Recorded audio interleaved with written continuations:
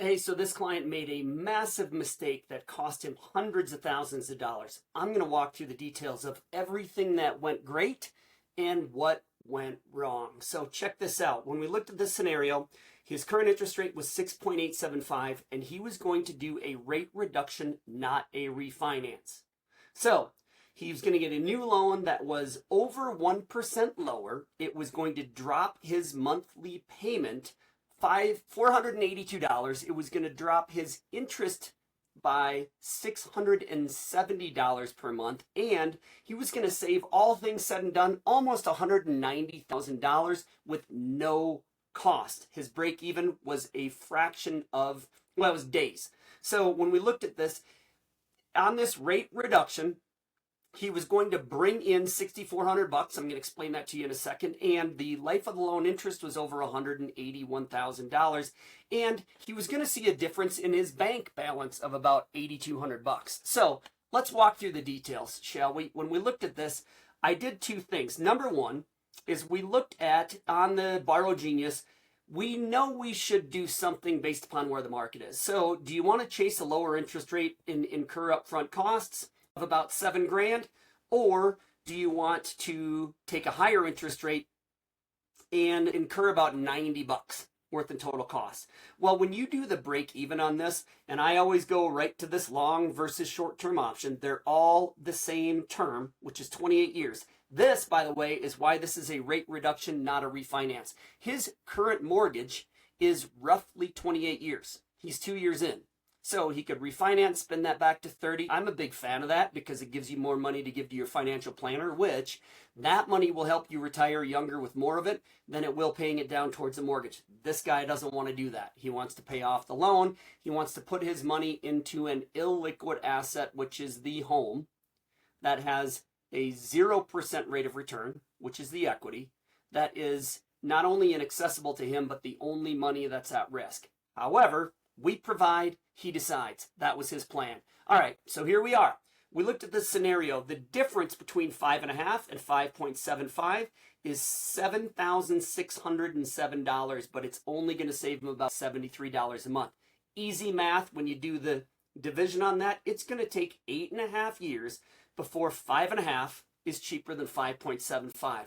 That would be a foolish decision to chase the lower interest rate. We see it all the time. He should not do that. He didn't. He's thinking, all right, I'll take the 5.75. So boom, takes the 5.75. We look at it here. Here's his current scenario. $752,000 balance, 6.875% interest rate. Remaining years is 28.17, so 338 months. Well, we can't go to the exact month, but we're going to do a rate reduction and we're going to keep him at a 28-year timeline, actually shortening his term by a couple of months. Now, when we do this, the total cost all in are $89. However, as you can see, his mortgage balance is going up, and it is because he is not going to reestablish his current escrow account. Saving $482 a month in the payment, $670 a month in the interest. The life of the loan interest change is $181,000. As we have discussed before, we're focused on the payoff.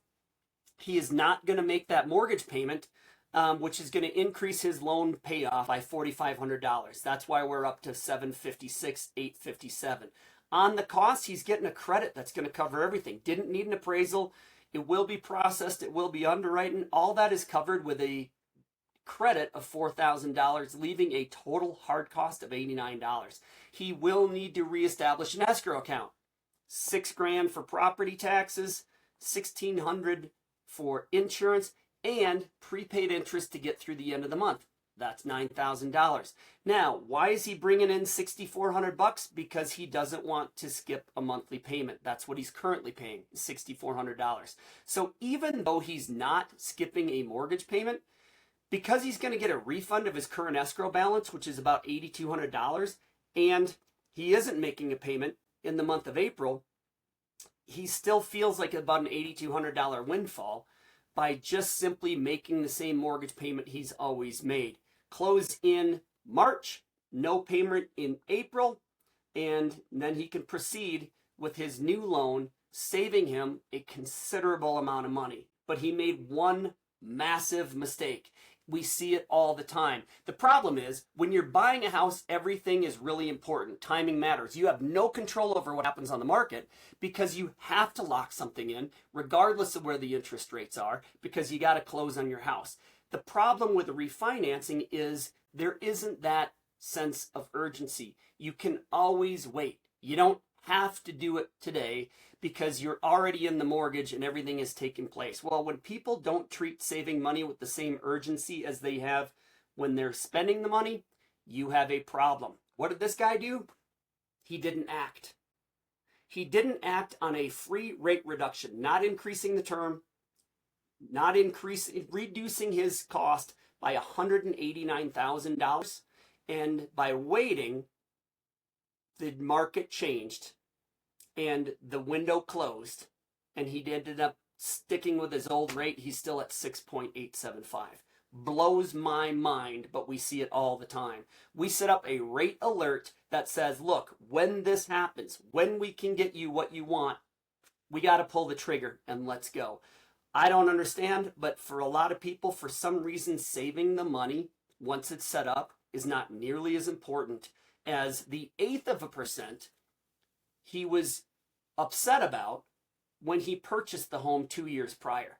Now he's saving over 1%. Actually, he's not. He's not saving over 1% because he didn't act. So get prepared, be prepared, and when the market moves, take full advantage. Have the borrow genius scenario figured out already so you know exactly what to do. So all we have got to do is say, hey, look, I can lock it today. Here's what I need. Boom, boom, boom. And let's move forward.